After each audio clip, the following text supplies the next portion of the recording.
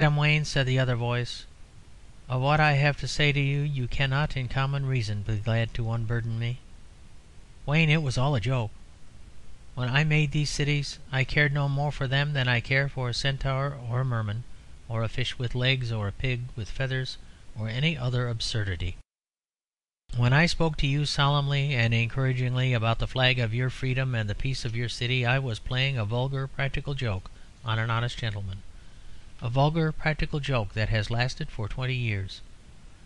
Though no one could believe it of me, perhaps it is the truth that I am a man both timid and tender-hearted. I never dared in the early days of your hope or the central days of your supremacy to tell you this. I never dared to break the colossal calm of your face. God knows why I should do it now, when my farce has ended in tragedy and the ruin of all your people. But I say it now, Wayne, it was done as a joke." There was a silence, and the freshening breeze blew the sky clearer and clearer, leaving great spaces of the white dawn. At last Wayne said very slowly, "You did it all only as a joke?" "Yes," said Quin briefly. "When you conceived the idea," went on Wayne dreamily, "of an army for Bayswater and a flag for Notting Hill, there was no gleam, no suggestion in your mind that such things might be real and passionate?" "No," answered Auberon, turning his round white face to the morning with a dull and splendid sincerity. "I had none at all." Wayne sprang down from the height above him and held out his hand. "I will not stop to thank you," he said, with a curious joy in his voice, "for the great good for the world you have actually wrought. All that I think that I have said to you a moment ago, even when I thought that your voice was the voice of a derisive omnipotence, its laughter older than the winds of heaven. But let me say what is immediate and true. You and I, Auberon Quin, have both of us, throughout our lives, been again and again called mad. And we are mad. We are mad because we are not two men but one man.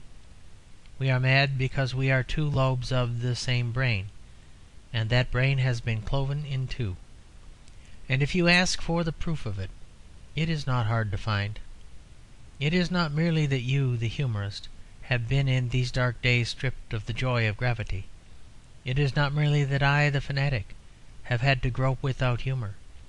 It is that though we seem to be opposite in everything, we have been opposite like a man and woman, aiming at the same moment at the same practical thing. We are the father and mother of the charter of the cities." Quin looked down at the débris of leaves and timber, the relic of the battle and stampede, now glistening in the growing daylight, and finally said, "Yet nothing can alter the antagonism, the fact that I laughed at these things and you adored them." Wayne's wild face flamed with something godlike as he turned it to be struck by the sunrise.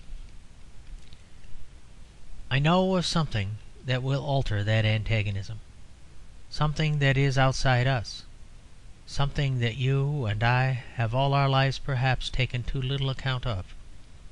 The equal and eternal human being will alter that antagonism, for the human being sees no real antagonism between laughter and respect. The human being, the common man, whom mere geniuses like you and me can only worship like a god. When dark and dreary days come, you and I are necessary, the pure fanatic, the pure satirist. We have between us remedied a great wrong. We have lifted the modern cities into that poetry which every one who knows mankind knows to be immeasurably more common than the commonplace. But in healthy people there is no war between us. We are but the two lobes of the brain of a ploughman. Laughter and love are everywhere. The cathedrals built in the ages that loved God are full of blasphemous grotesques. The mother laughs continually at the child, the lover continually at the lover, the wife at the husband, the friend at the friend. Auberon Quin, we have been too long separated. Let us go out together. You have a halberd and I a sword. Let us start our wanderings over the world. for we are its two essentials. Come, it is already day." In the blank white light Auberon hesitated a moment. Then he made the formal salute with his halberd, and they went away together into the unknown world. The end of Book 5, Chapter 3. The end of The Napoleon of Notting Hill, by G. K. Chesterton.